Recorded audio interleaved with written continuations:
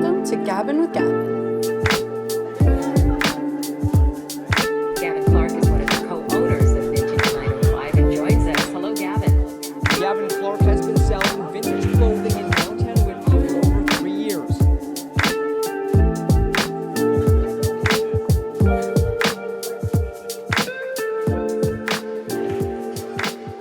Hey, what's going on, everybody? Welcome to the Gabbin with Gavin podcast. This is going to be episode number 15. I'm joined by a very special guest today. He's an actor. He's a rapper. He's a super talented stand-up comedian. One of my favorite comedians in the city and honestly, just in general, man. Chris Robinson. Yo, what's good, man? Well, hell yeah. Fuck, happy to be here, bro. Thanks a lot, man. Thanks for joining the cast today, dude. Yeah, man, I'm pumped. It's gonna be fun. You and your lady, you guys run a vintage page as well. Yeah, it's mostly her. All I do is thrift. Tell us about that. But Past Lives in Paradise Vintage is what it is on Instagram and Etsy, and then she has stuff on Poshmark and Poshmark Canada and Facebook Marketplace, everything. Cool. eBay, everywhere. Hell yeah. But yeah, we've been doing that for about 4 years now. Yeah. Almost 5 years.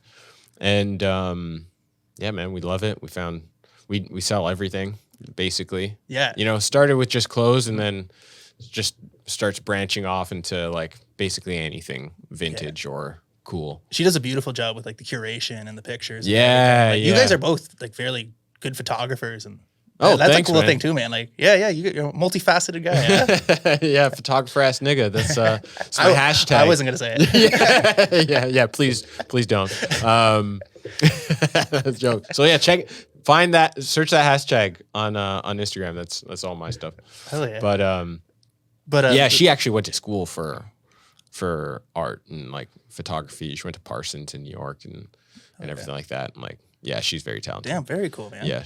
You guys it's an artistic family, eh? Yeah.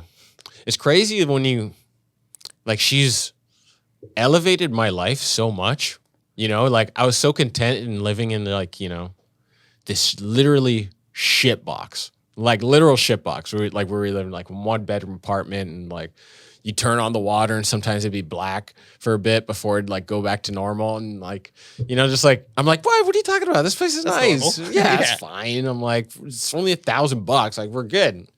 And, she's like, no, we need something better. And then as soon as she finds us some sick place and I'm like, oh yeah, I guess, it isn't that much more expensive. We can do this. It's just like, curating like vintage shit on the walls and like, she's great with that. That's awesome. Yeah. I Genevieve is her name. Genevieve, by the way. yeah, shout out Genevieve. Peltier, yeah. Hell yeah. Yeah. That's awesome, man. Yeah, and the page, we'll put up the page info. Yeah. That's really cool. It's kind of how we met, even like just through the vintage community. Yeah, which is yeah. weird because then we met at a show one time. Then we realized we knew each other through the page, right? Yeah, because I think I we probably like followed each other like that on Instagram, and then it was a dancing show at the corner. It was, yeah. Yeah. Oh man, good times. Yeah. Yeah, I remember that. That was a fun night. You actually, I don't know if you remember this, but you really burned me with some crowd work. Did I? Yeah, Really? It was all my fault. No. It's so funny. Mike Wilmot came out and did a guest spot that night. Okay. He did a little appearance, and then I think Jeff was saying like, oh, he was in this movie, and then somebody was like, oh, no way, like I've seen that, and you came up and you're like, oh, I was the guy from Smart Guy. Another slice of the life from Master T.J. Henderson. Super intelligent, a fine young gentleman. A 10-year-old whiz kid. I bid on it. Oh yeah. I was like, what? You're like, no, man, come on. Oh yeah. I have no idea why too. I was just gullible. I was like, that's crazy. You were on that show? That's so funny. Oh man, I totally forgot about that. That's so good. Yeah. That's great. You know how people get like those weird, embarrassing things that like keep them up? That's what I think about. I'm like, damn, he got me good. Oh no, So man. yeah, you can So take that funny. one. That's awesome, man. Let's talk about like the comedy career. I want to ask you all like the basic Yeah, man. questions, man. I want to know the like what got you started. Let's do it. What are like the inspirations? Like, do you like? You've been doing comedy for like a while now. Yeah, you started so- out young. Yeah, I started when I was 18, and I'll be 32 tomorrow. Oh, So no way! Yeah, yeah. Happy birthday, man! yeah, thanks, man. Oh, that's awesome. Yeah. So yeah, almost what's that? Almost 12 years.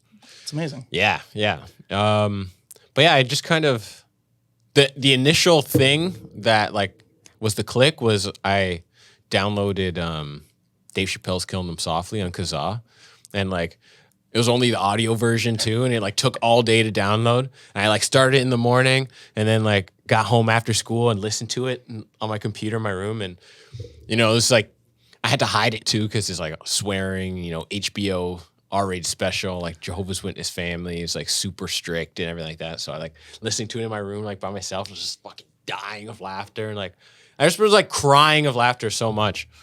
And then after listening to it, I was like, okay, I have to do this, and then it was kind of just that. It was like just hooked. Yeah, it was just like a aha moment where Amazing, it's like, dude. I have to go down this path. Did you get like super into like other specials or? Yeah. Then after that, I just started watching as much as everything. And I could that was do, when you were 16, you said? 14. 14. So 4 years before you Before I started actually performing. started. Yeah. So writing the jokes in your head, thinking about. 100%. That's so cool, Just writing man. jokes in my head, right? I got like joke pads, I'd write jokes in those. I would literally like go to sleep listening to like stand-up albums of like Dane Cook and David Cross and fucking Richard Pryor. I'd listen to a bunch of Pryor shit.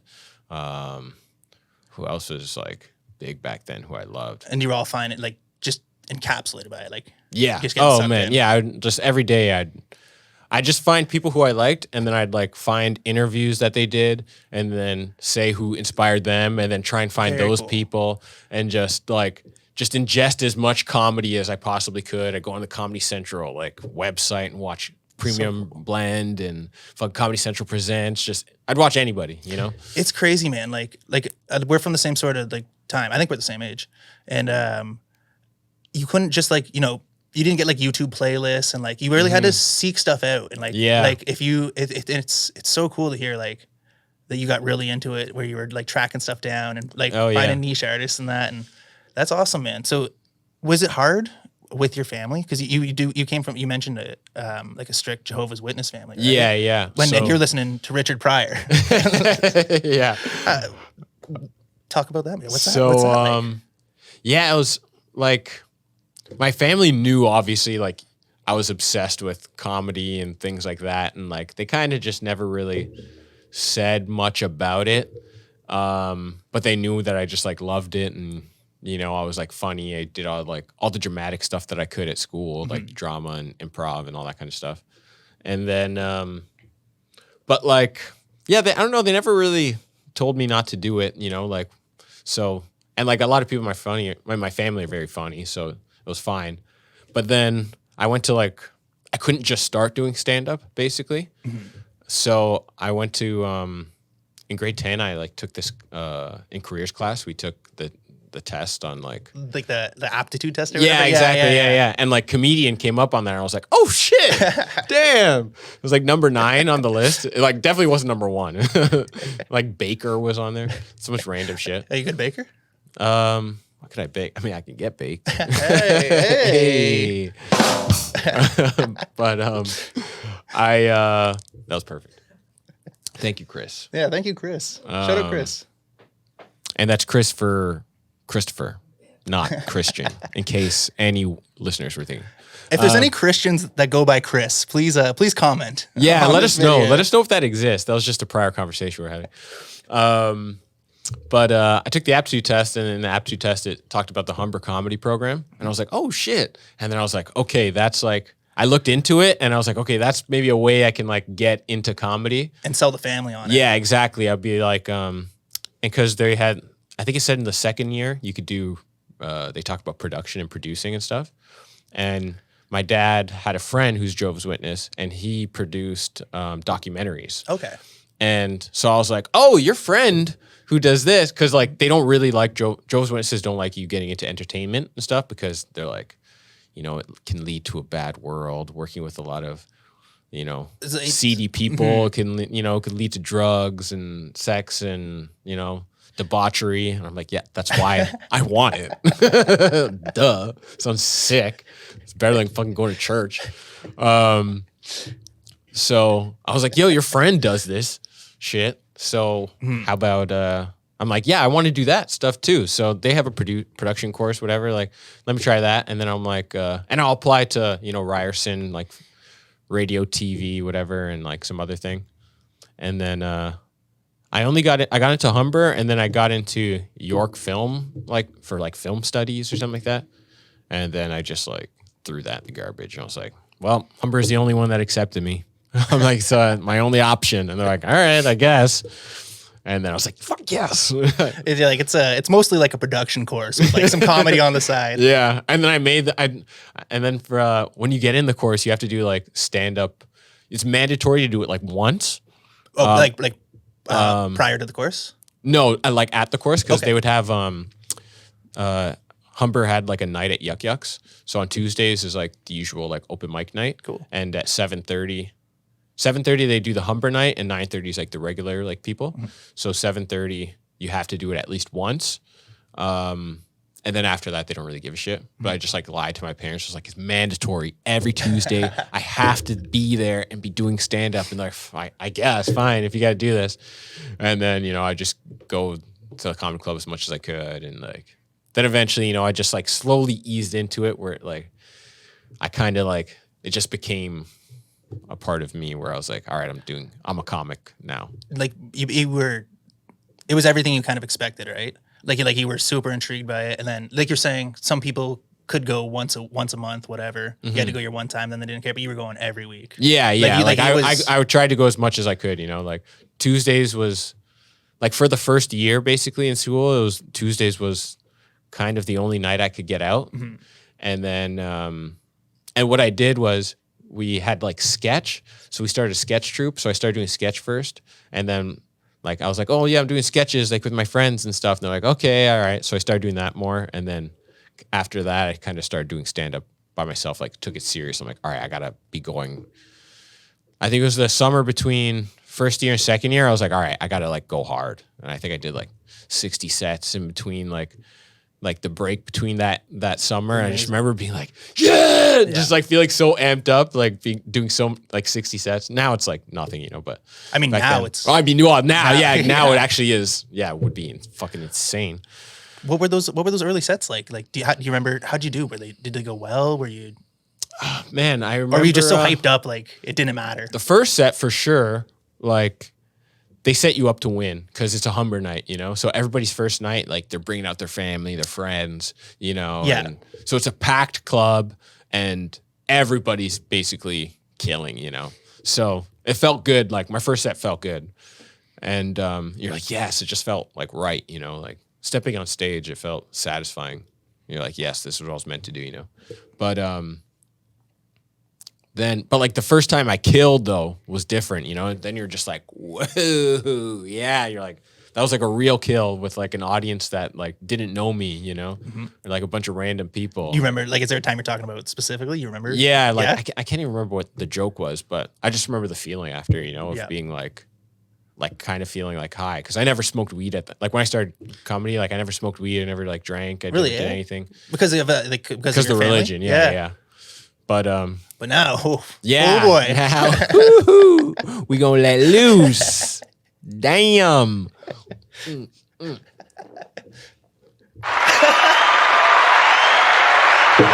yeah, bud.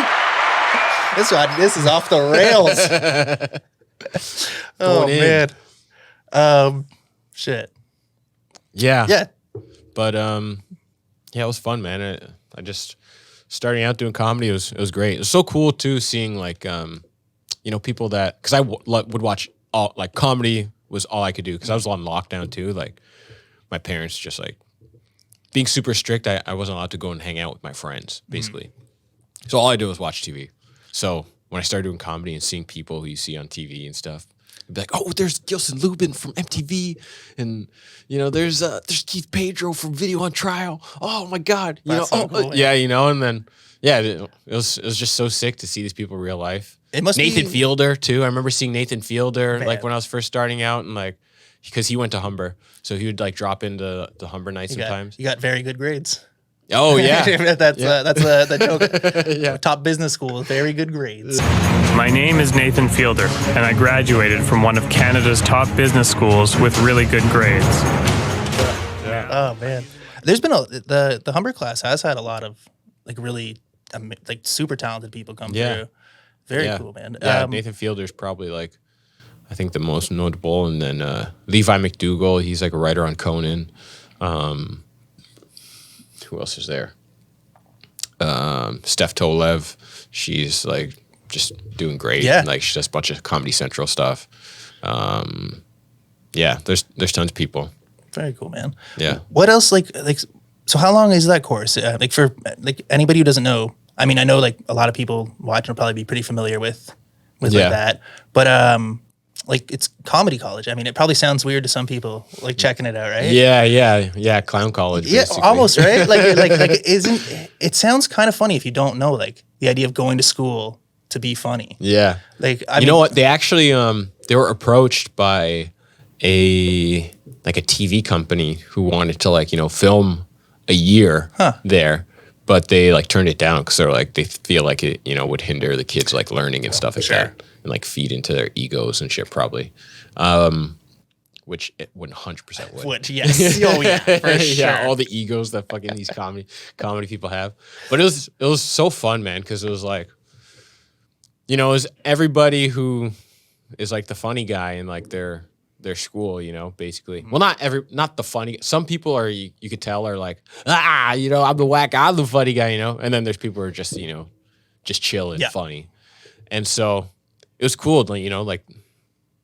There's so many funny. It was crazy because there's so many people who were incredibly funny, and then there was just a group who was just, insanely unfunny, and you're like, how the fuck did you get into this course? Because you have to audition to get in too, Yeah. It's not like you just apply. So they'd be like, you audition how? But I guess comedy's subjective. So Yeah.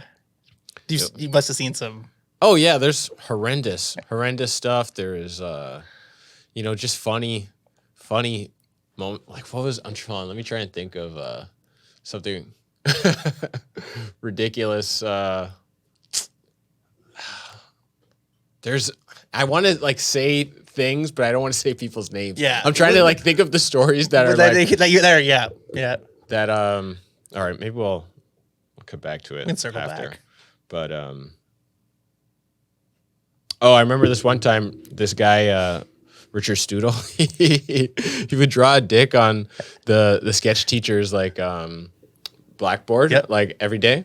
And Robin Duke was her name. She was like she was on Saturday Night Live in the 80s with like Eddie Murphy and shit like that. She's sick, like OG and like comedy. She was on SCTV, like Saturday Night Live. She's sick. But she was our sketch teacher for a bit. And Richard Studel would like draw a dick on the door like every day that she'd go into class. And she'd like get pissed and be like, oh, this is ridiculous. You really have to stop. And then one day he drew a dick clock. He like a clock with like all the hands were dicks on it, and then like the hours and everything like that. And then she like came in, she snapped. And you know what too was funny is because, it's comedy school, so nobody wanted to do like real work. So like I remember there was a time there was a mandatory writing class, and he's like, all right, next week we're gonna have an essay that's due, and we're like, what? And he's like, yeah, it's a 500-word essay. Everybody fucking lost it, bro. The class lost. They're like, what? We didn't fucking come to comedy school to write fucking essays? Are you kidding me? And people are like, anybody who actually has to write essays in like, post-secondary and knows 500 words is nothing. Literally nothing. It's like, what is that, 1 page? like I don't know what it is. But we lost it. Like half the class didn't even do it. Like straight up, people just boycotted doing the essay because they thought it was against it. They're like, I'm against this shit. You got to take a stand for something, man. Yeah. Hell yeah. Oh man, it was fun times. That's right. Oh man, Yeah. there's this one guy. One guy is so funny, man. I remember one time we had a stand-up class, and Larry Horowitz was our teacher. And Larry's an OG like stand-up comic. He did the first like Just for Laughs back in like 1975. He had dinner with Jay Leno and Jerry Seinfeld and shit like that. He's OG in Canadian comedy. Larry's the man. So he was our teacher. And there's this, before we went into class, there was this one guy outside, and he was this Asian kid, and he was having a fight with his mom outside the class. And this kid was just like always so extra, you know, he's just like the most extra kid in the class, always late, never, you know, he's always like complaining about stuff and just so extra. And so we're all walking into class and he's outside the door and he's just on the phone with his mom going, goodbye, so yo.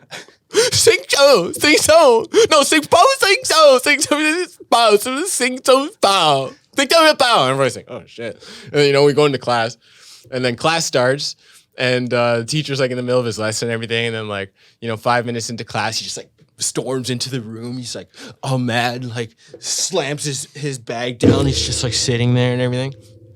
And then our assignment for that day was 2-minute stand-up sets. So everybody just had to go up in front of the class and try and do like 2 minutes of stand-up. And so his turn comes up and he goes up. He's like, I just want to say that my mom fucking sucks and fuck my mom because she doesn't believe in me and she's a fucking bitch. And you know what, Mom? I'm going to fucking show you. I'm going to be the fucking funniest comedian that's ever fucking lived, okay? So fuck you, and you can suck my fucking dick, Mom. Fuck you, you're a bitch. And like, he just went off for 2 minutes. And then he sits down. Healthy. Yeah. And then I remember our teacher, Larry, just taking his glasses off and just going like, he's like, if you really wanted to prove to your mom that you're going to be a funny comedian, wouldn't it have made more sense for you to actually just do the fucking assignment and to tell jokes instead of whining to us like a little baby? He's like, what are you doing, man? This is a comedy. You're wasting our time. Just laid into him and you're like, yes! Whole class is dying. Just you know, nuclear. Yeah, you're like, yeah. Oh my God. Because you know, in school, if you're in high school, people would be like, oh, it's okay. Let's go to the office. Let's talk to someone. But this guy's like, you know, he's like, I'm a comic. I'm a road comic. I know it's real. You're like, bro, shut up. Do your work. Man, that's all that matters. That's so funny. Here's a question. How many people would you say, like, out of who go through that program, how many are still doing comedy? It's weird because it seems like there's certain years that are more fruitful, it seems. Okay. Like the year that I was in, there's maybe like 8 or 9 people who are still doing comedy, which is like pretty high. Yeah. How many were in the class? I think it starts off with 60, and then by second year, it's probably down to like maybe like 50, and then yeah, it's probably about it. Yeah, maybe down to like 50 or 45, something like that. Yeah, there's a lot of dropouts. People drop out of that show a lot, but yeah, it seemed like there wasn't a lot of stand-ups after our year who like kept doing it that much. Like our year had maybe like 9 or 10 stand-ups who like kept doing it and like, you know, are continuing to do it. And after that, it's always like maybe two kids or 1 or 2 kids a year. You think it's because like you had a really strong class? You guys kind of like worked off each other and. Yeah, like there is certain people who just, you know, we all just like pushed each other and like Mark, do you know Mark DeBonis? Yeah. Yeah, DeBonis is like so funny and he just, you know, he's a hustler. So he basically like was in the first month or a couple months of starting the course. He like, you know, was running his own shows. And stuff. And then, so people were just, you know, you're like, you see him do it, then other people start doing it. And, you know, it was just a good team that we had together. It's awesome. Yeah. So what was it like right after school? Was it easy to get shows going in that? Like, because you knew so many people, like the connections must have helped, right? Yeah. So like, you know what kind of put me on in the city was doing Kenny Robinson's Nubian show. Oh, very cool. Do we usually, how many people here vote? Do we vote? That's good. Most Canadians don't vote. Most Canadians like, well, I was going to vote, but the hockey game was on. Yeah. So is it like the longest running? I think it's the longest running show in Toronto. Amazing, right? It's definitely like the longest running like black show in Canada. Revolutionary show, you know, he's been doing it for like 25, 26 years, something like that. And I remember in high school watching a special that they had on Comedy Network. And I think it was maybe for the 10-year anniversary of it, and they got like Russell Peters out and they're talking about all the greats who have done it. Like Russell Peters, like Dave Chappelle did it, like Chris Rock, Kevin Hart, like Patrice O'Neill, like everybody like big has like come through and done it when they're in Toronto. And I just, you know, like always wanted to do the show and so big. And then at the end of second year, so maybe like a month before graduating, I got on the show. And like back then you couldn't just like ask him to get on the show. Like you had to go every month and just talk to him and hang out and have to get people to vouch for you and stuff like that. So I would just go every month and I would just like hang out. And he kind of had a sour look of me too, because I would hang out with this other comic, and this other comic got up before I did, and he got booed off. Oh no. And then so because I associated You with were his him, buddy. yeah, exactly. So you know, it kind of just like his stink like got ran off on no. me, you know.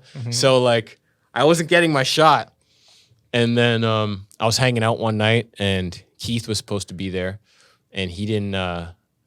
Like Kenny goes and he's like, "Yo, Keith apparently he got stopped by the cops. He's gonna be late, so you're going up, kid."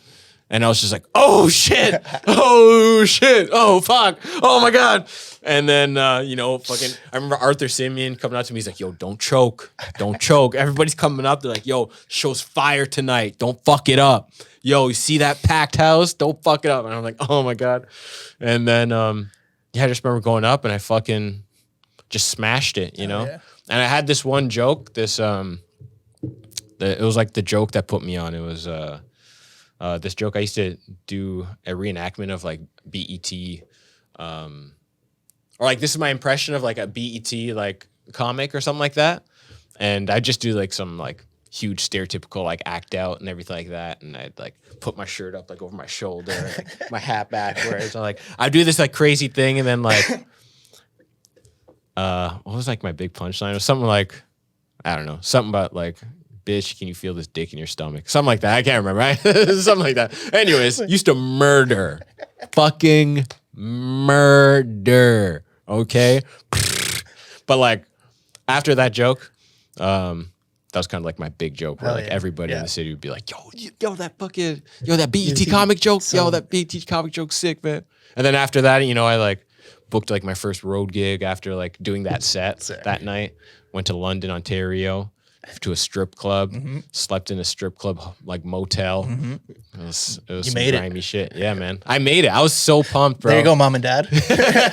Yeah, I'm doing it. You didn't believe in me, okay? Look where I am now.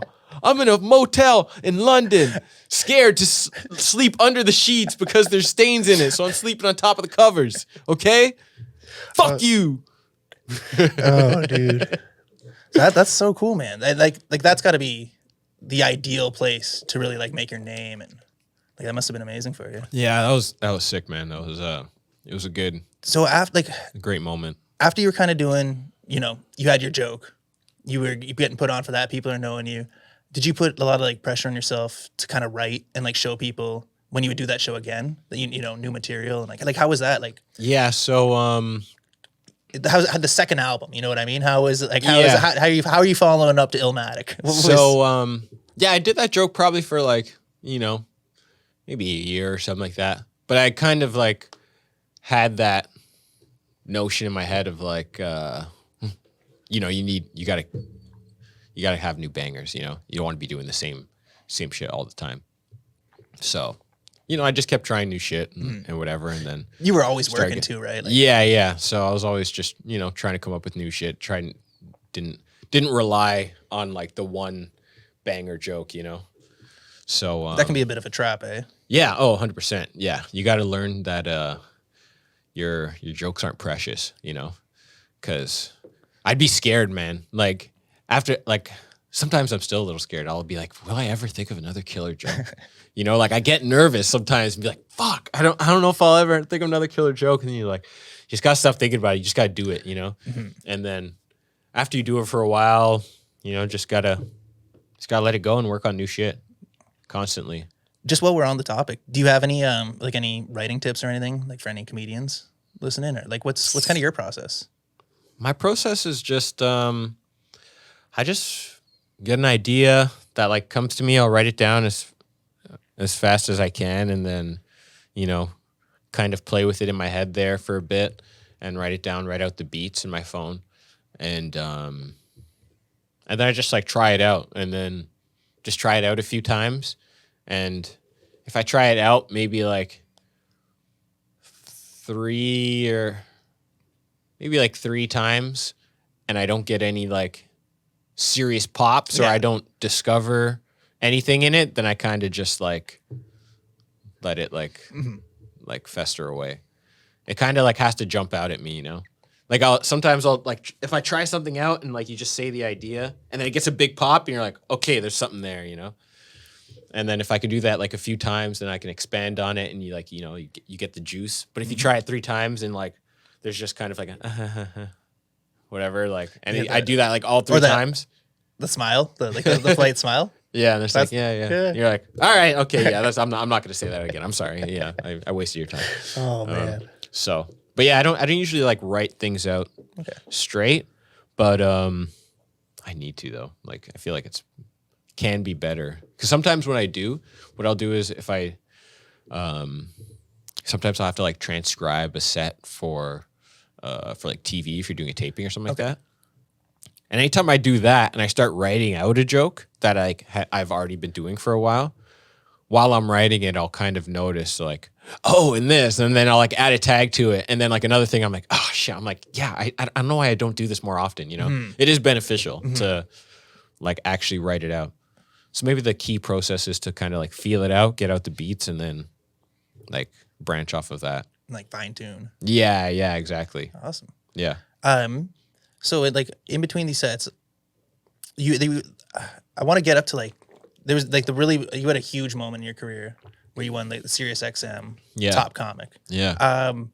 Are we there yet? Like after the Nubian show, you're booking road shows. We're not there yet, right? No. Like, there's a lot. Yeah, there's a lot of years. Yeah. What's between that. What's all the in between? This is kind of stuff I don't know about you. Like, yeah, you know, I know all like the highlights and yeah and everything like that. Like that I can research. What are these like? Like are you getting a lot of love? Like are you thinking like comedy's what you're gonna do at this point? Are you bouncing around like thinking about other jobs or? Well, comedy is always since I was 14. Comedy is the only option. Yeah. You know, like I never had any other second choice. Amazing. Because I just literally like I just can't picture doing anything else. You know, like and enjoying it. And because you know my dad really loves what he does. For like my dad's into electronics and carpentry and like that kind of stuff, and he works at Panasonic. So, you know, he would like come home and he'd still work on electronics just for fun. You know, it's like something he like just does with a passion. So I kind of had that in my head, you know. And my mom doesn't do what she loves, so she'd come home and she'd be fucking pissed, you know, all the time because she'd like didn't have a job that she liked. She could complain about this guy, that, all this stuff. She's just sitting down all day typing, her hands like getting cramps from just typing all day. And you know, I'm like, I don't want that. That sounds like shit. So I'm like, stand up and like acting and comedy is like the only thing that I enjoy. So I'm like, that's the only thing I can do possibly. But so yeah, just always been focused on that. But I've always had a day job too, basically, literally up until the pandemic last year. I had always had a day job throughout comedy and all this shit. And I finally, it's good though. Now that I don't have it, I'm like, okay, I can't survive without a fucking day job. You know, it's scary at first. It's man, a lot of people forced into like adapting. Yeah. So I was always working a day job, but with comedy though, you know, I was always grinding comedy too. But I like made that, like any job that I had, I was like, I don't want to move up. And it's got to work around. Yeah, like every job that I had to work around comedy, and so, yeah, that's basically what I just been doing. Do you think it's just because you were so sure of it and like so passionate about it, like that?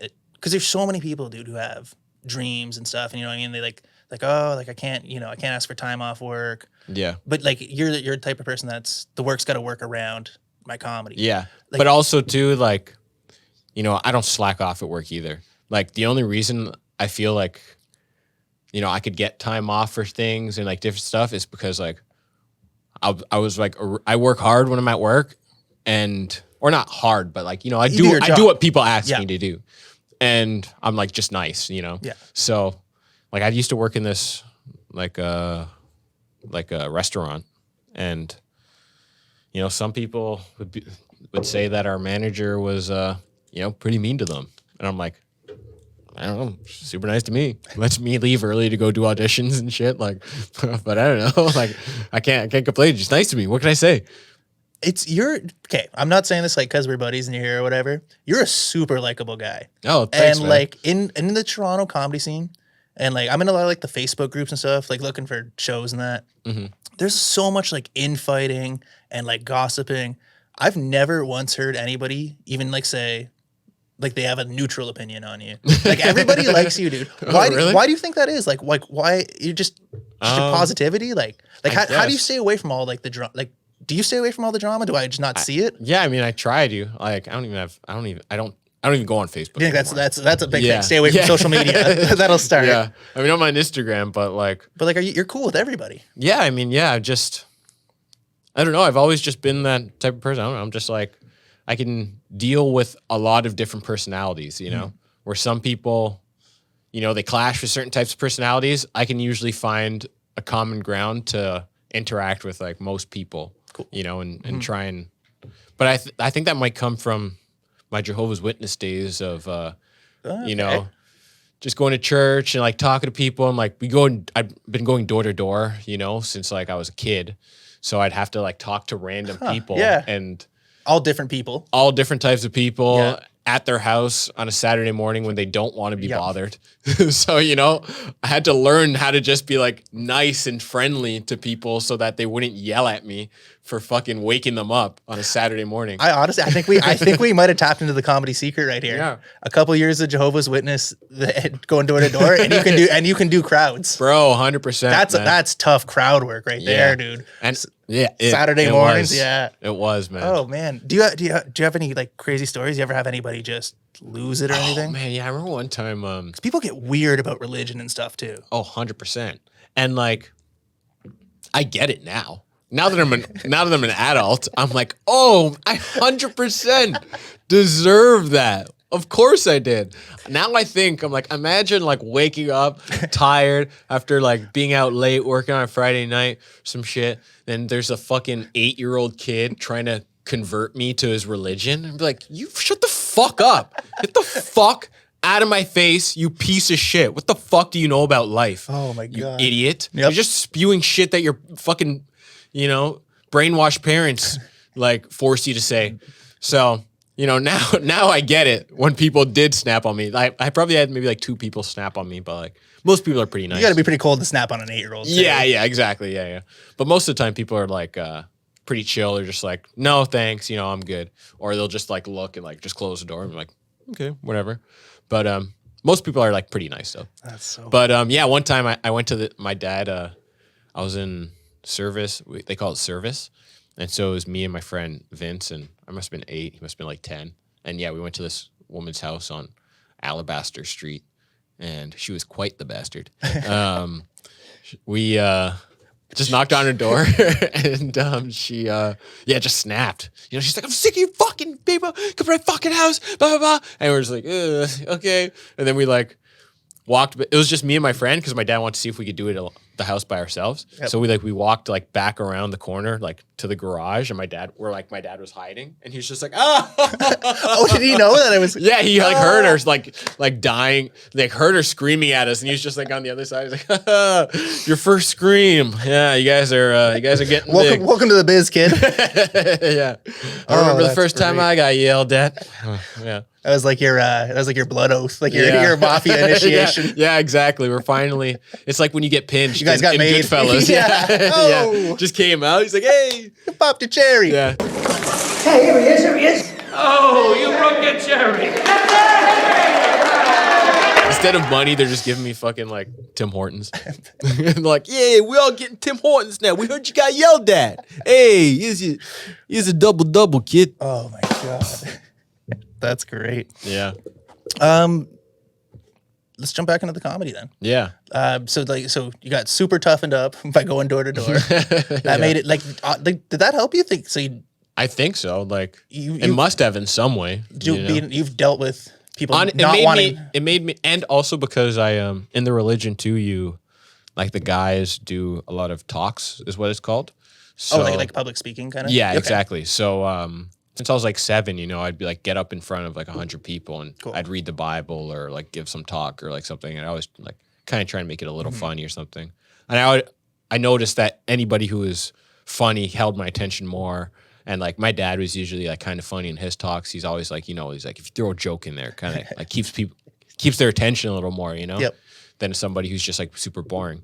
So I was just used to talking in front of people, you know, I just never really got nervous doing it. So when I started comedy, when people didn't laugh, I was like, you know, like it sucked, but I'm like, it's less awkward than like, you know, bombing in someone's house in a suit. Like the worst was when I was like 11 and I went to this house and it was like in the evening and I was like in a suit with my briefcase and the girl answers the door and it's like the hottest girl in my class. Oh no. And like when I was in grade 6, I'm like, oh no.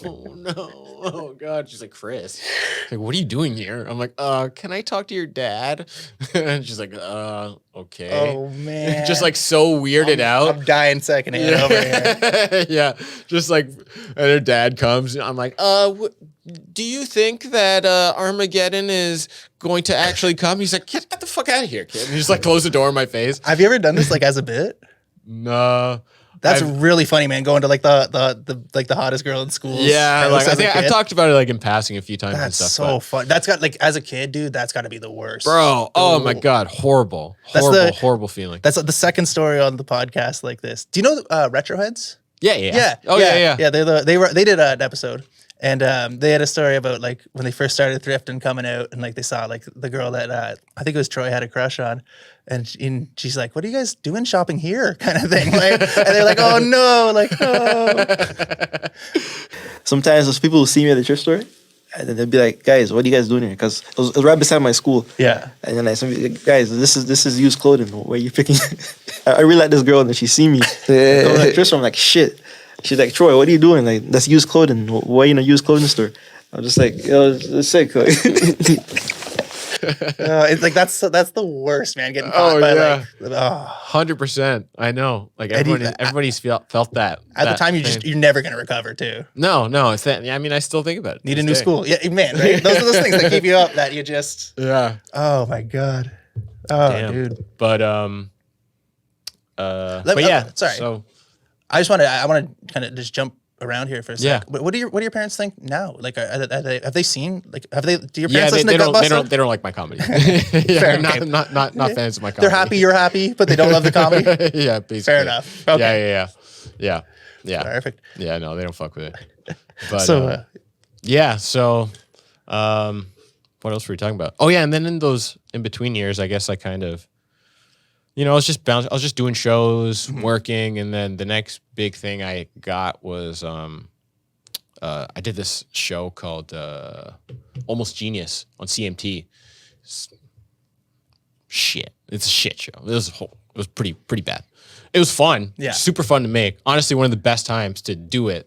But you know, it's not like the writers were bad or like the director was bad. It was just like the core of the show was a horrible idea, and then it was kind of just like, really, you're gonna pay us this much money to do this? And you're like, I guess sure, like it's with people I like, so they're like, fine. So the premise of the show is they take internet videos, like America's Funniest Home Videos type thing, like people getting sacked in the nuts or just like somebody falling off a roof. Classics. And then they write sketches around that and green screen us into those sketches. Okay. It's horrible. It's a horrible idea. It seems almost like a Tosh.0 with extra steps. Yeah.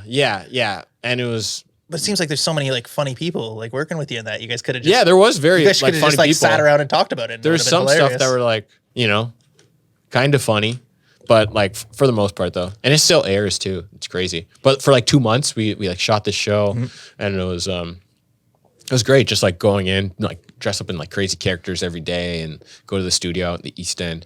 So we did that shit for 2 months and then got like some serious racks. It was sick. Hell yeah. Then used that money to do a road trip to the States with me and my girl, me and Genevieve. And then she got pregnant on the road trip.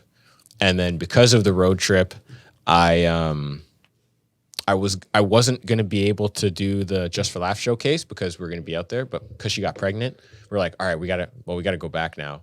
And so when we got back, I got back in time to do the showcase. And then like a month later, I like got a call saying that like I got Just for Laughs. Like I'm going to be on like the Homegrown. That's what it was. And at that time too, we didn't have a place to stay either because we just got back. Like we didn't have an apartment ever. And Genevieve's stepmom didn't want me like staying at her house, and so I couldn't stay with her and like her at her dad's house. And so I had to stay with like my grandma in Jungle. So it's just like I was like sleeping on like a couch in like my grandma's like apartment, and then I get this call from my agent, and then like he tells me that I got Just for Laughs. I was just like, fuck, it's like so good, man. Like been working for this shit so long, and you really, you know, do you feel like it sounds like a lot of stuff happened to you for a reason? Do you feel like that?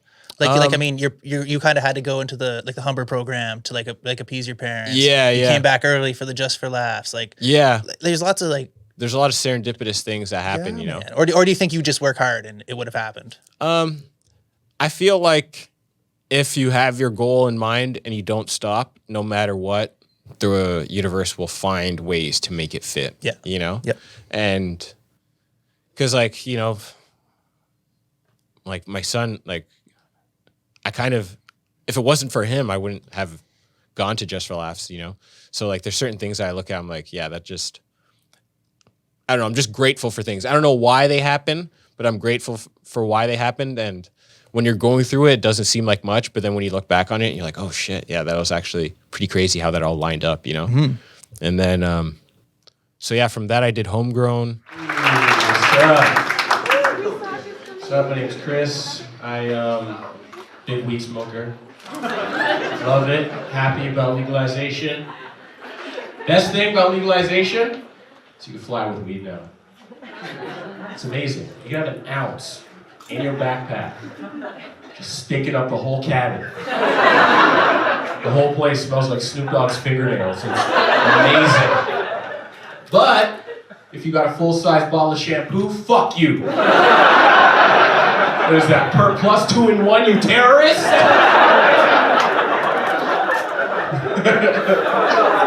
I also got into the This is 2016. Yeah. So then I got into Just for Laughs, and then a month later I got into the Sirius XM contest, and I think you had to do like all the voting and shit like that, and then so I was just like blasting people, and like it was perfect time too because my girl's pregnant, so I'm like, yo, I need this more than anything, you know. I'm just like pleading with people. Like I was working at a phone store, and there's like fucking 12 computers there. I just go to every computer, fucking vote for myself on like every computer on like Mozilla, and then like Explorer, and then fucking Firefox, and then like all on every single browser. VPNs. Yeah. Like I was just doing everything I could. And then I got through to the next round. And then when I got through to the next round, it felt so good too, because in 2012, I did the Sirius XM contest. I did like a set at the Rivoli. And I remember like I had a nice set. I smashed it. Like it was a great set. Mm-hmm. But I didn't advance. And everybody was just like, yo, you got robbed, man. Yo, they robbed you. And everybody's, you know, I just didn't take it personal. You know, I'm like all the people who got through were guys who were like, you know, had been doing it way longer than me, kind of deserved a little more, you know. You kept it humble. Yeah. So I was like, you know, I didn't, whatever. So when I got through to that year too, I was just like, nice. I got to the final 8. I'm like, fuck, yes, this felt good. And then went to Just for Laughs and did the Homegrown. It was just, fuck, man. It was just, first time going there is just insane. Well, it's legendary. Yeah.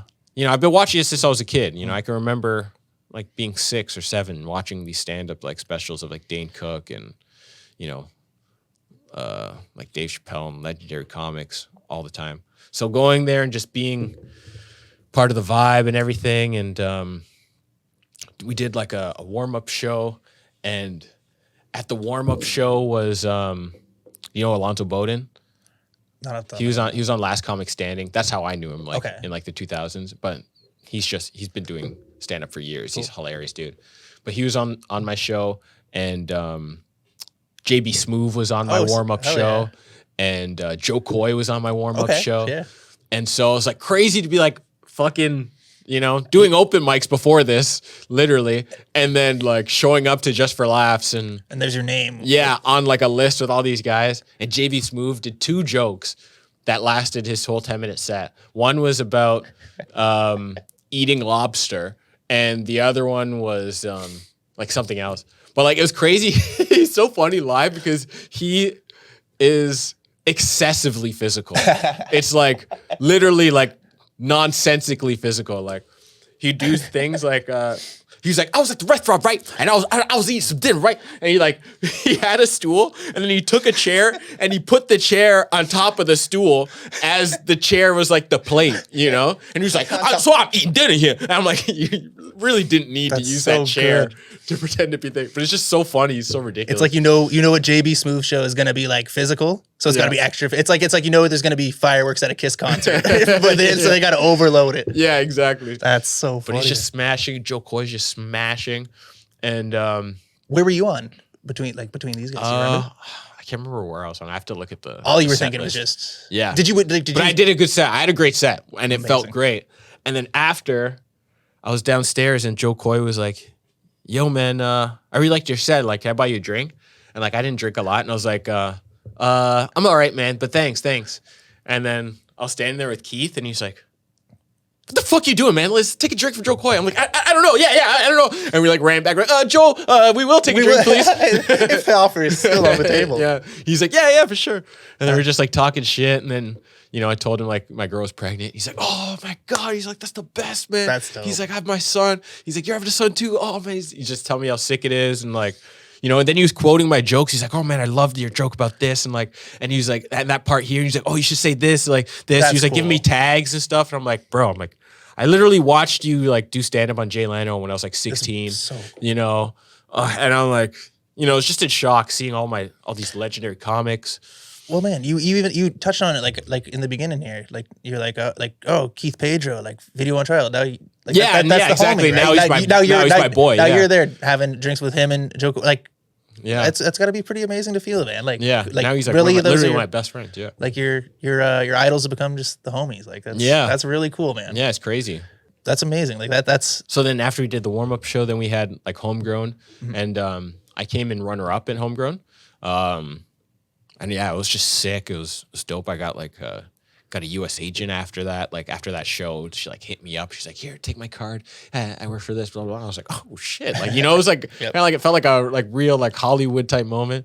And then after, you know, I'd just be walking around like the festival, and people were like, "Yo, I saw your set. Yo, you're hilarious." And I'm like, oh, "What? What?" Like, you know, you just feel like, fuck, yes, this is happening, you know? That's pretty cool when they're like, oh, like you and JB Smoove were my favorite. yeah, you know, shit like that. And and then they gave me another show because like I came runner up. So like, all right, you can do this show. And it was with Lil Rel and Jeremy Hotz. Okay. It was pretty sick. Like, what's his name? Lil Rel was hosting. I remember Jeremy Hotz was like, he didn't like his set. He smashed, too, killed.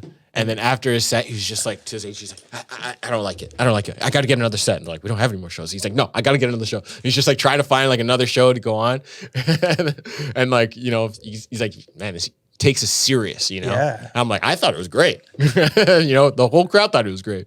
But he was just like, you know, very meticulous, I guess. It is crazy, man. Like some people probably just think, you know, you just go up and start saying funny things. Like, it's crazy how much of an art. Like he probably like, you know, missed a word or stumbled at one point. Like, and it sounded perfect to everybody. But it's like, you know, it's like when they say like, you know, like a master piano player or whatever, like misses a note, nobody hears it. Same sort of. Yeah, like, exactly. It's crazy. And like, it sounds perfect to everybody in the audience, but yeah, that's wild to hear. Oh yeah. And then after that, what's his name? Lil Rel was like, yo, is there any like parties going on or something, man? I'm like, yeah, I think there's one like going on at Theater St. Catherine. And he's like, all right, yeah, all right, after this, let's roll together and shit. I'm like, sick. All right, cool. That's dope. And then we like start going to, I remember we were walking to the party after. And then, you know, I was just trying to be polite in case he didn't have cash on him or something like that. So I was like, yeah. I'm like, I don't know if there's like a cover or anything like that. And he's like, man, I don't give a fuck about a cover. He's like, I just signed a $100,000 deal. think I can't give a fuck about a cover. I was like, all right, I'm just saying. Just in case you didn't have cash. I don't know if you had cash on you. Oh man, when keeping it polite goes wrong. Yeah, exactly. Oh shit. And then we got to the party, hung out with them for a little bit, talked some shit, and then Nick Kroll was there. Fucking Blake Griffin was there too. He was like hosting a show just for laughs. So it was crazy. He like walked in. It was crazy because he was there with his brother, and Blake Griffin's brother looks like Blake Griffin, but like an alternate universe Blake Griffin, you know? So you're like, oh shit, is that Blake Griffin? You're like, oh, no, it's not Blake Griffin. Oh, but there's Blake Griffin! You know? And it was cool too to see him because you're like, wow, he's so thin. You know, like picturing in my head, I'm like, I just picture like this huge, thick jack dude. And I was just like, damn, this guy's thin as hell. I'm like, Really? it was That's like shocking. It was like surprisingly thinner than I thought. Like I thought he was like super thick. But yeah, he was there and yeah, it was just like a fun ass night. And then the 2 months later, I won the Sirius XM. Amazing. Yeah. Just for anybody who doesn't know, we just like The $25,000 in that motherfucking bitch. Okay? Blow. there it is. Yeah. That's amazing. It's one of the biggest like competitions in Canada. Yeah. It's 100%. got to be the biggest. Yeah, right? it is the biggest in Canada. Yeah, yeah. And like some there's been some other crazy winners and Oh yeah. it's like well, congratulations, man. It's a Thank huge you, credit man. for you. Listen, all black people think that white people eat raw hot dogs. Half the white people are like, wait a minute, you guys cook them? Ugh. Ugh. Like I'm wet and cold out the bag. Thank you very much. Yeah, man, that was great too. I remember. Would you say that's the biggest like moment of your career so far? Yeah, I'd say It's gotta be probably up is there. so far. Yeah, And 100%. And the album, of course. Oh yeah, my comedy album. Yeah. That's great. Let's talk about that, man. I love sure. Gut Bussa. Oh, sick! Thanks, man. It's the best album art in the comedy game. Oh, thank you, Absolutely. bro. Thanks. Shout out Big Norm. He designed that for me. Sick. Yeah. Dope. Yeah, man. That's like that's your baby. Like, is that your first? Yeah, it's my first solo comedy album. Right. So I have a joint one with Paul Thompson and Mike Rita before this, called Verbal Graffiti. Okay. And we each do like 20 minutes on it. And then, but yeah, this is like my first solo one, recorded at the Corner Comedy Club. So dope. R.I.P. And yeah, was happy to get it out there, man. Felt like it's a long time coming. Yeah, that was how long? Like, is that jokes from the entire career? Is it anything like go way back, or is it just stuff from like it was your show really tightened up and because there was nothing from like the beginning, but there's maybe one or two jokes that were from like maybe like 4 years in or like 5 years in or something like that. But yeah, it's it was just it just felt good to fucking do and get out and like kind of just happy that it's done. Do you have plans to work on another album? Yeah. Oh, 100%. Hell yeah. We could fucking start doing it. Yes. Yeah. Well, like that's all that needs to be said, man. The album's awesome. Gut Bussa. We'll pull up a picture, maybe a clip or something, and like seriously, it's for anybody who's like checking this out. If you're a comedy fan, it's on Spotify. It's everywhere, anywhere you can stream. Yeah, Spotify, iTunes, Google Play. And like it's great, man. Thank you. I've got some. I don't want to give away your material or anything. But I know I've told you some of my favorites on there. It's fantastic, man. Seriously, check it out if you guys are comedy fans. We've been going a little bit here. I want to ask you just about one more thing. Yeah. You got to do a show again. Oh yeah, fuck man. Yeah, I was so life pumped. is good, right? Bro. I was so pumped to do the show here when. Oh shit! I was talking about being back. That show. I thought you meant doing a show that you're gonna set up. Man, I was gonna skip over that. That sucked. That was with the first ever Vintage 905 show. You were the feature act. Yeah. And it's funny, man. It was like March 28th or something, 2020, and March 16th was when we shut down. Yeah. And I remember Mike, the other owner here, we were talking about the show, and we're like, it'll definitely go on. Yeah. Like there's no way we're going to be shut down for 12 days. Yeah, yeah. I remember I was like, we'll be home for 2 days and like show was going on. Yeah. 100%. I remember we talked about it like up till a couple of days before. Yeah, we were yeah. like, it's still running. And then And then a year and a half later, here we are. Yeah, for real. But man, that would have been a fun night. We'll get something running once everything's. Yeah, I hope so. Absolutely, man. But yeah. Well, thank you for being on that. Man, I can't wait to actually do it. That would have been a fun night, dude. You're talking about the show that I did. Yeah, last I wanted week? to ask you just how is it being back, man? It must be incredible. Man, Did a cowbell felt comedy so show. good. Shout out to Braden Lynch for putting on that show. Yeah. It's at the Toronto Music Garden on the Harbour Front. If it's still running when this is aired, I think it should be. Yeah. So it'll be going all summer.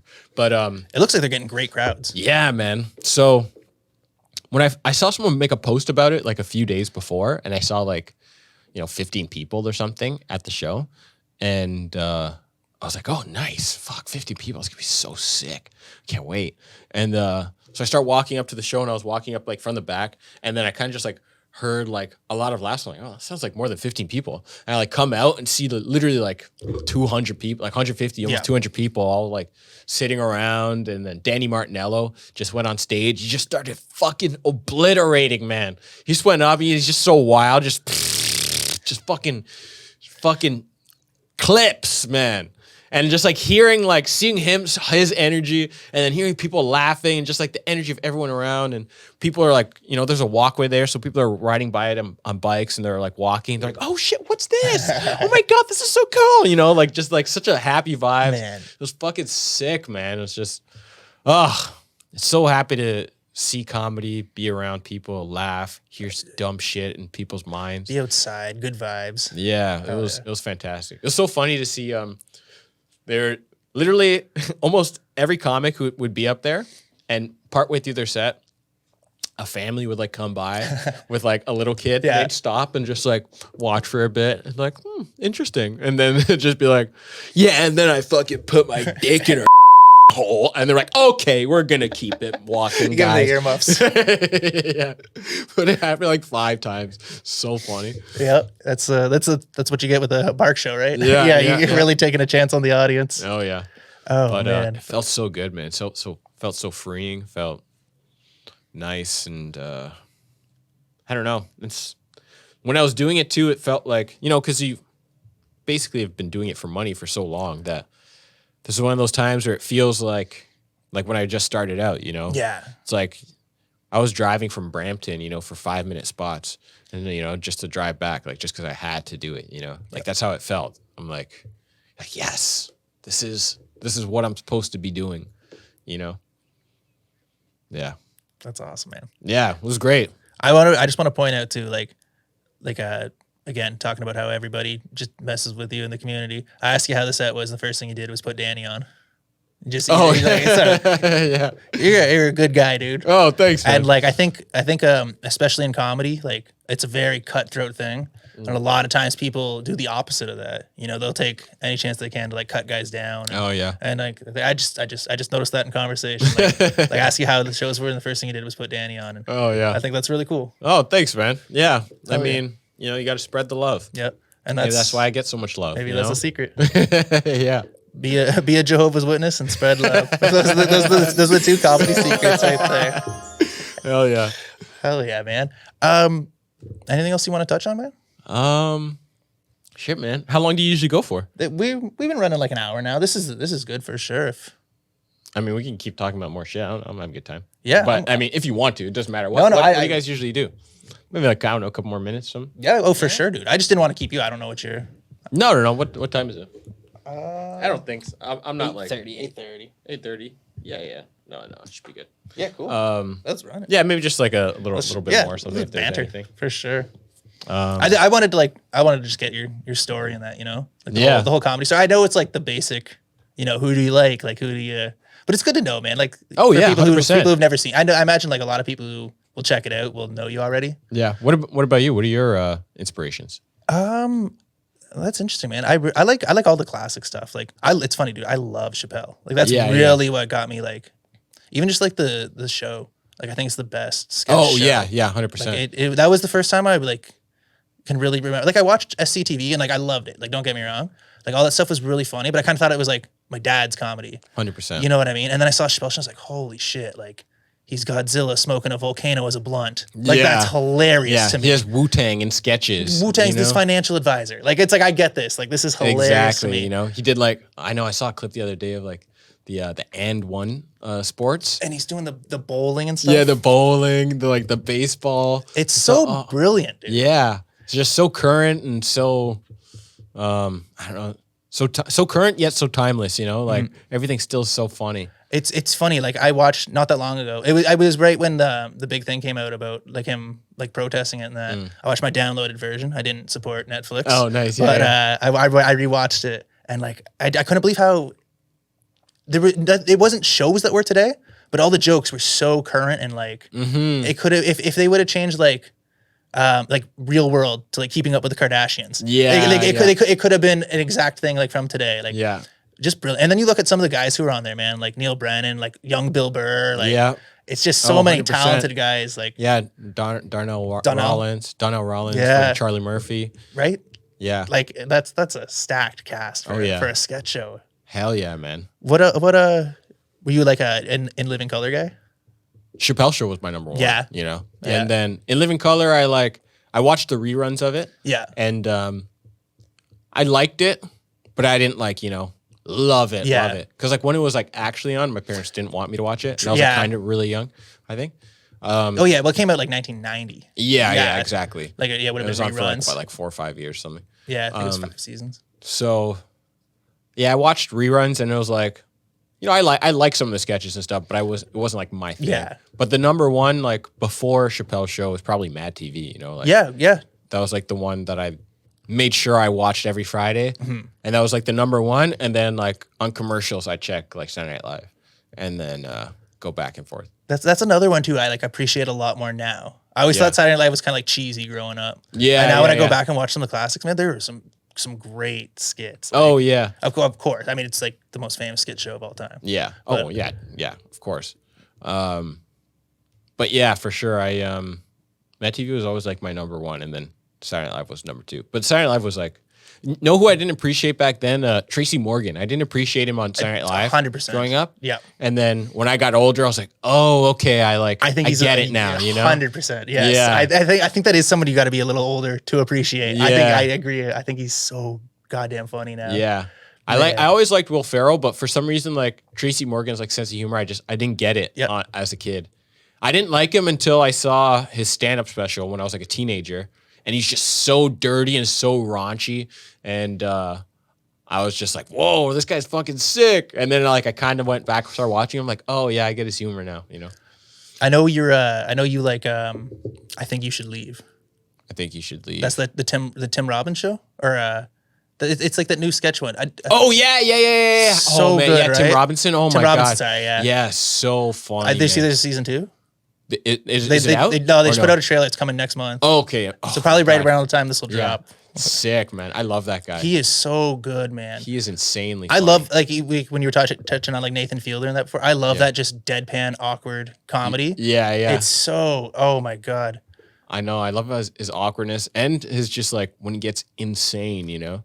Because, like, I love how the way his sketches are, you know, like, most sketches start out with, like, kind of something weird or odd, and then it like builds to something kind of crazy, where his usually start off with just like something fucking insane, and then like you dealing with that situation, you know? I think the magician skit is one of the funniest things I've ever seen. Which one's that one again? He goes on stage and the magician does a trick and kind of like he does like the standard magician banter, like, oh, it's in this hand? Oh, you gotta be quicker than that. And she goes home and goes, why did you let him fucking embarrass you? I'm leaving you. The kids will not respect you. It's like, well, that was fun, honey. I just think that because it's just the standard, like, you know what I mean? Yeah. Just the playful banter. And she just took it as like, he disrespected you. Yeah. You did nothing. You're not a man. I love that one.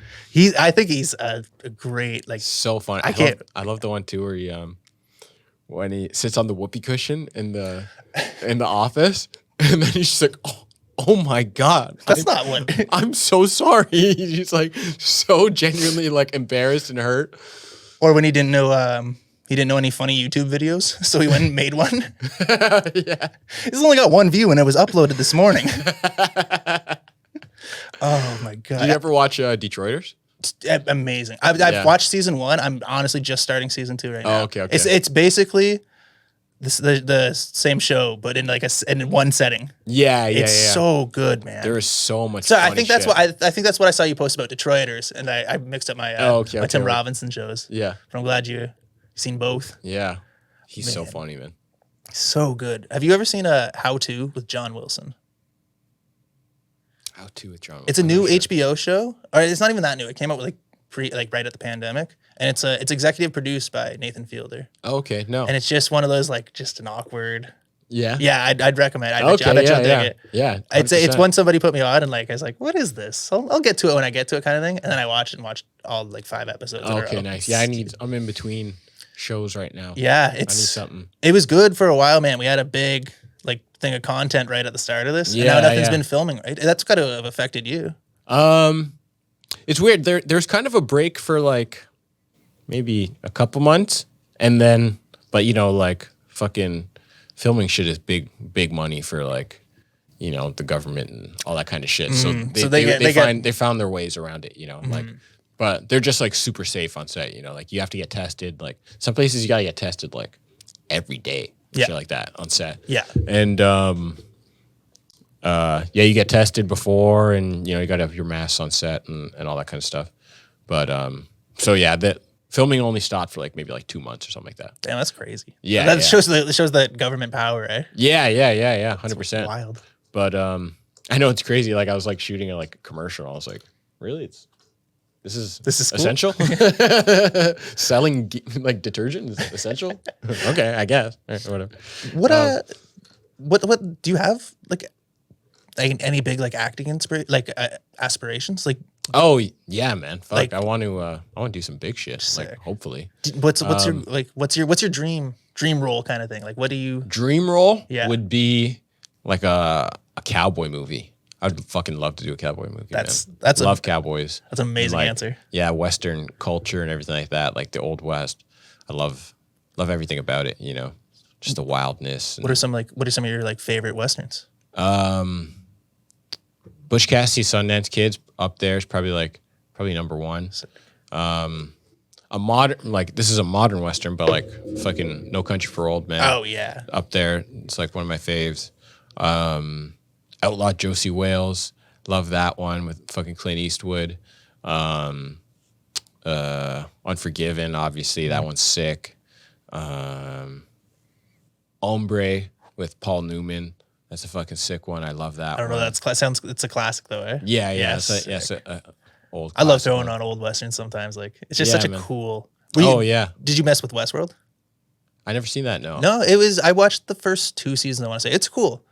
It's like was that HBO show? Yeah, it's like these rich people go to like it's almost like a virtual reality thing, and they go back to the Old West. It's like a vacation, but they can like kill the robots and stuff that live there. Oh, and then like the robots are becoming self-aware. Oh, it's pretty cool. It's you'd probably dig it for sure. Okay, sick. Yeah, if you're really into Western, it's really like well done. Anthony Hopkins is in it. Oh, sick. It's okay. I like Westerns and I like, sci-fi too. So you'll dig it for sure then. Okay, sick. Hell yeah. All right, I gotta check that out. Well, man, I'm glad I could give you a couple of recommendations. Yeah, hell yeah. Let's take a quick second here. Just acknowledge how sick your jersey is. Oh, thank you. Thank you, man. The double-sided Robinson. Yeah, hell on yeah. Chris Robinson. On the front and on the back. I think my brother or my sister used to lie and say like David Robinson was our cousin growing up and stuff. Like back in the 90s, like yeah, David Robinson's actually he's our cousin. My parents convinced me my uncle was Wendell Clark. It's like the same thing. Yeah. That's jokes. I think that's like the classic prank to pull on your kid, like a younger brother or something. Yeah. Tell him somebody famous with your last name's like a cousin. Yeah, related to you. Yeah. Yeah. Oh man. That's jokes. Whew. Yeah, man. Well, hell yeah. All right, I actually got to use a bathroom now. All right, let's go. Let's get it. Cool. Let's. I'll just do a little. Yeah, do a little man. Outro thing. Yeah. I can't remember what we were just talking about. Let's just call it here. This has been a ton of fun, man. Yeah. Thanks so much for having me, homie. Chris Robinson. This is the Gabbin with Gavin podcast. Let everyone know where they can check out your socials and. Yeah, you can find me on Instagram at Snapshot Robinson. That's where I'm at the most.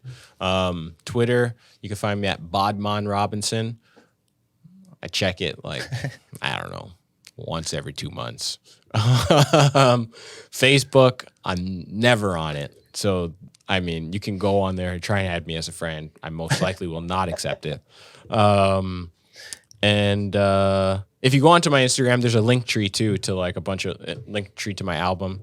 You can find my album on like Spotify, iTunes. We already said all that shit. Yeah. But we'll put a little link in the YouTube video too. Yeah. And just Google me. Google, I'm not baby. Chris Robinson from the Counting Crows. That's okay? Shit. I've like had shows where people like I get there and they're like, so do you know there's a guy named like from the Counting Crows, the same name as you? I'm like, yeah. And they're like, yeah, we had some people calling and they're like, Chris Robinson from Counting Crows is doing stand-up tonight? And they're like, no. What a crazy assumption. Yeah. See, it's not like that's a crazy name. Yeah, I know. You see Chris Robinson, like, I bet you that's the guy from the Counting Crows giving it a shot. Yeah. Wow, he's coming up to London, Ontario to do He's really working stand-up, really working the scene. Yeah. At this London strip club. Odd. Really weird that he's coming out here. Shit. Chris, this was a ton of fun, man. Yeah, great time, man. Episode 15, Gavin with Gavin. Thank you everybody for checking it out. We'll put all Chris's stuff up there. That's all, man. Appreciate it.